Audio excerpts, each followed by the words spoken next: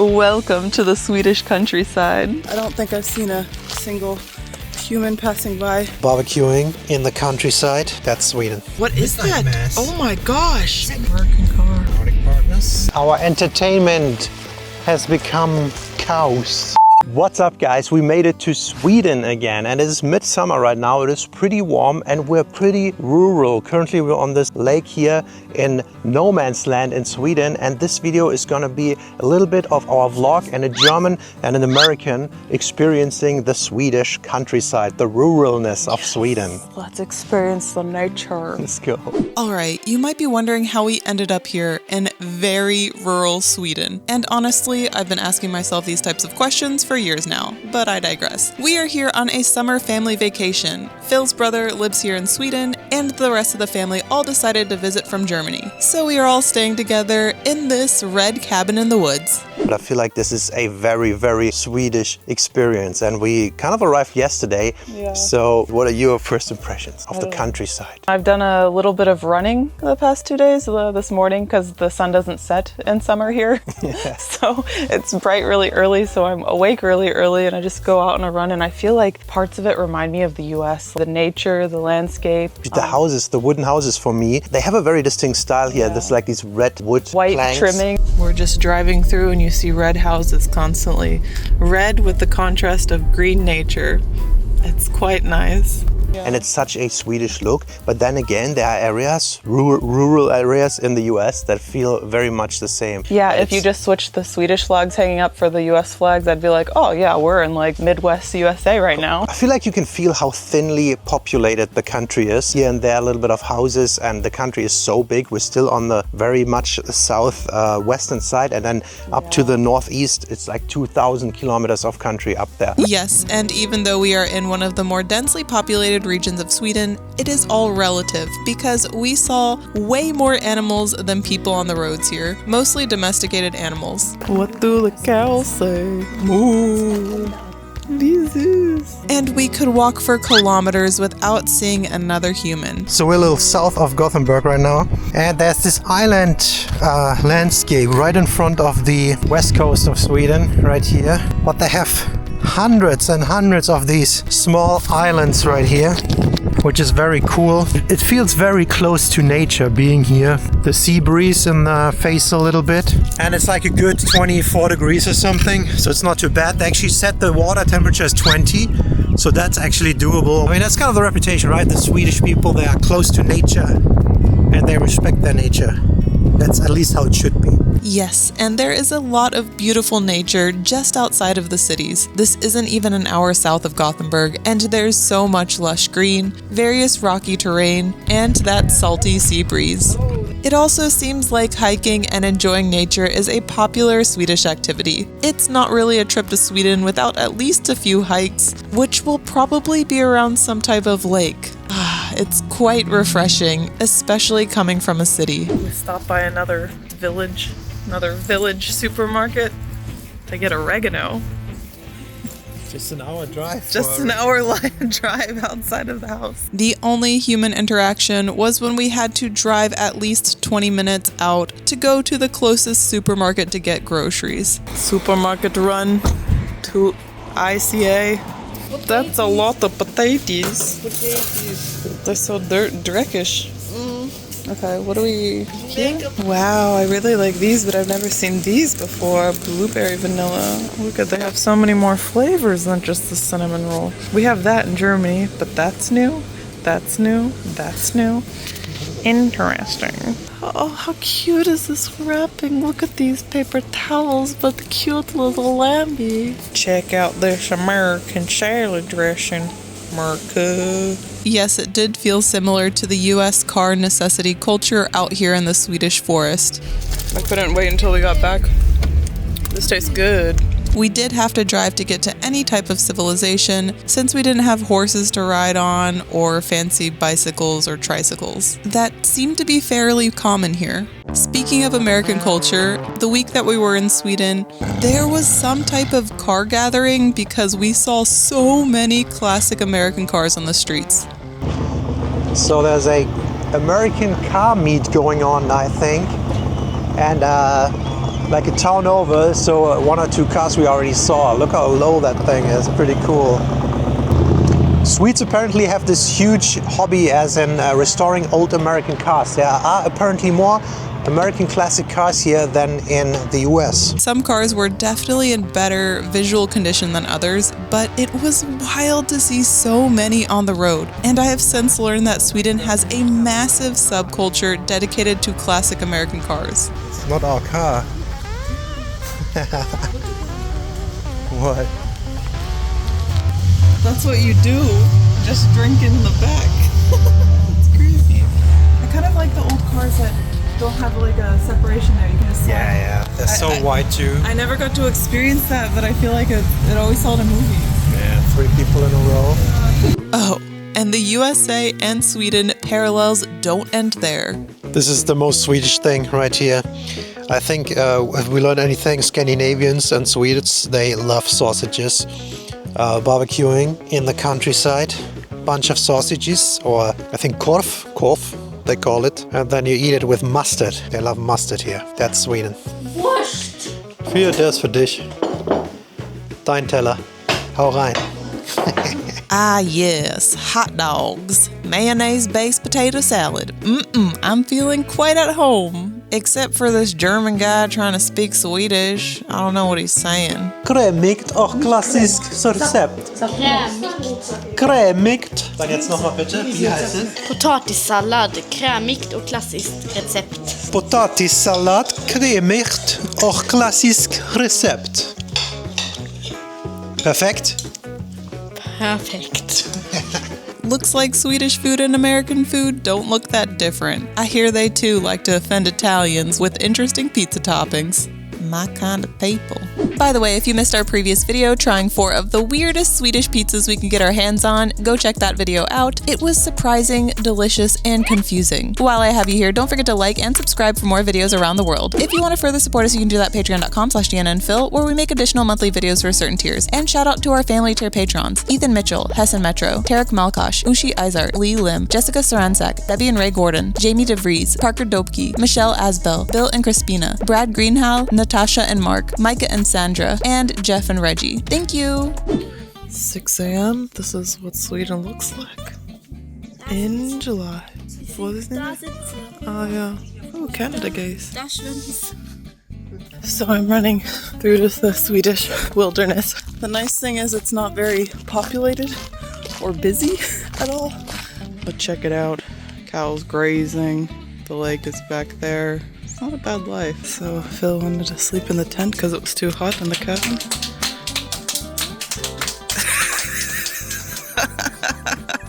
Wow, look at that. What an adventure. Yes, this cabin doesn't have air conditioning, which is pretty normal in most of Northern Europe. And it gets toasty inside, so Phil slept in this tent a night or two for the cool nature vibes. This cabin also didn't have Wi-Fi, so not having unlimited access to the internet forced us to find other ways to entertain ourselves. We played different card games together, a lot of Uno. So much Uno. I played some chess with our nephew and learned the German words for all of the pieces. We swam most days during the good weather. Enjoying himself. Look at him. Little floating seal. And also sometimes when the weather wasn't so great. We also watched a few DVDs, and watching Harry Potter in German took some time to adjust to the dubbing for me. I learned today that The Incredibles heißt Unglaublichen auf Deutsch. I didn't know that. Fun stuff. Let's just say there were limited things to do, and it forced us to be a little more present, to the point where we started making friends with the locals. Our entertainment has become cows. Yes, we often took some digestive walks after eating and walked past the same cows. After a few days, they began to approach us. Call it boredom, but we started singing to the cows. And they seemed to be more into Backstreet Boys than Sportfreunde Stille. I want it that way. Yeah? What do you think? As someone who hasn't spent much time around cows, this was very, very exciting to see.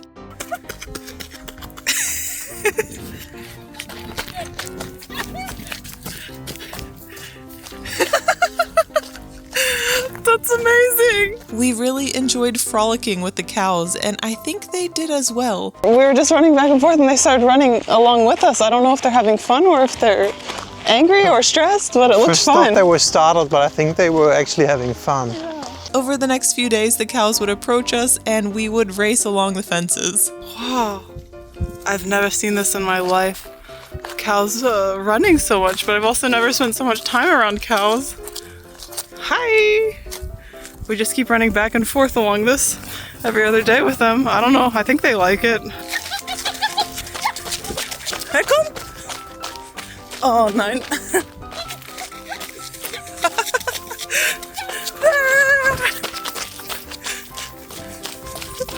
We're part of the pack. Yeah, don't judge. 4 days in a Swedish cabin, you too might be talking to cows. But thankfully we had cars and could drive around to surrounding must-see destinations. Welcome to this beautiful area of Sweden. We're here to see this specific thing. The sign that says Carl Gustaf. Phil's mom really wanted to come here, so we're here. But it's quite nice. Look at that, there's some farms, a few cows, and the nature. One important takeaway from the countryside here, rural Sweden. And what I really like is these dry stone walls.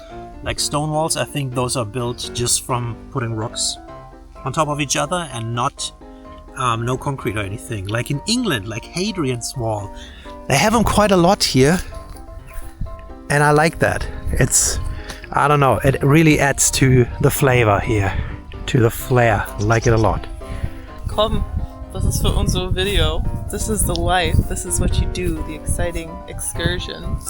Yes, exciting excursions indeed that bring us through more nature, passing or being passed by old cars, and stumbling upon creatures I would not want to see alone at night. What is that? Mass. Oh my gosh! What in the animagus is that? Dude. What is that? Oh my gosh. Just imagine this cat walking up to you in the middle of the night. This here looks a little like Niedersachsen, Lower Saxony of Germany, but maybe a little hillier. Just filmed a piece of our food video. Look at this. Nice countryside. I like the fluffy fields here. We have them too in Germany. And what's weird is the highway's right there, but it's super quiet. Oh yeah, that's true. It's not like all of these cars are electric, but it's super quiet. Okay, we're driving through Sweden right now, and I'm noticing so many caravans. What are they called? Caravan for me, ma. Not caravan. What are they called? What is the English word? RVs. Oh my god, I forgot. So I see so many RVs, and they're everywhere in Sweden, and I think you can just park. I think they have way chiller camping and tenting and overnighting rules Here, yeah. So it's nice. Like I was just running this morning and I saw just casually an RV stopped on the side. It feels like they just stopped there overnight, slept, and then they're gonna leave today. Like when we go back, it's probably not there. I'm just noticing so many of them here, especially in summertime when the weather is nice. I mean, it just got a little colder, so I don't know how nice it is, but it is nicer for Sweden. We're going to Gekås. Look at these stones. This is crazy. That looks so cool. I want a caravan for me ma. You like dags? Apparently this might be the world's largest supermarket. I don't know, I'm curious, but this feels like America. Look at them parking lots, that's huge. Are we in Disney World? I'm not sure what this is. Everybody talks about this. I think Sweden really likes the yellow and blue looks, but I wonder what IKEA says about this Gekås Ullared. I don't think overwhelming begins to describe this superstore. It is enormous and has everything from groceries to clothes to toys to household supplies. We didn't even go upstairs and I got lost. After 15 minutes inside, I was more than happy to leave, but I do say it is pretty convenient to have everything and anything you need. Whoa, we went to Ullared with the family and we're getting a lot of stuff, but not as much as other people. And with all this driving, we eventually need to get gas. Real Swedish gas station. When you see a horse being pulled by a car, you know where you are. Sweden feels a lot like the US, where you pay for your gas first and then you pump, which is not common in Germany. Germany is the trust system. You just pump and then pay. Well, let's do it. Pump that gas. While the gas stations in Sweden are very similar to the US, I do have to say that the coffee and the fresh food section is way better in Sweden. I mean, look at these options. Yum. Dude, this is quite the truck stop. We got McDonald's, Burger King over there, the Circle K gas. It's the most busy I've seen in Sweden and on this trip actually. Alrighty. Ooh, don't know if this is a well or something below me. Anyways, yeah, so we've been here a couple of days and the temperature dropped drastically from like 30 degrees to below 20 actually. I think today, right now, it's 14 degrees Celsius. So that's quite the midsummer here. Overall, the life here out in the boondocks. Diana keeps comparing it to the Ozarks, the show, not that far, but it's a little bit like that. So many lakes. Sweden, you could say it just consists of forest and lakes in the forest, which is kind of cool, but we have only seen a sliver of the entire country. But even down here, it feels so thinly populated. It's a very different lifestyle. I keep saying the Scandinavian countries, they all have very high standards of living. They're leaders in a lot of aspects, but it's a very simple life coming here. Like, it's very tranquil, you know? There's so little people out here. It's very calm, and I feel like you really have to value the small things in life and nature, obviously. I can't tell if we're fully there yet. Lately, over the last couple of years, we said stuff like we need to get out of the city. Düsseldorf, where we live, is not the biggest city in the world, but it's kind of like a proper city. And there's just too many people there. You get very little space for your money, and the people are getting kind of crappier year by year, is at least the perception. And here it's very different. It's very different. You barely see people. The people are very chill, stoic. Nobody's having this like constant annoyance with other people like in the city. I wonder if that's the case in like Stockholm or not, you know?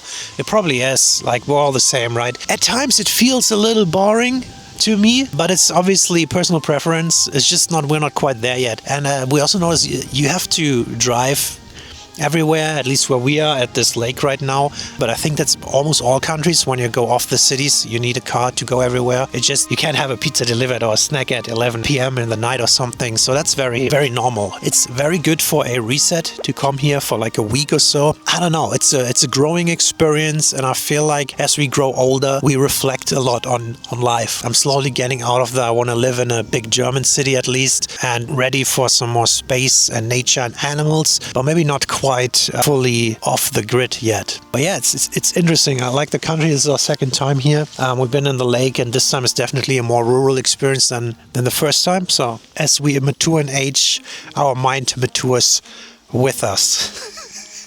Quote that, Potato Phil 2026. It's like 7 a.m. in the morning, and I think the one good thing about not having unlimited Wi-Fi or internet access is I'm more active.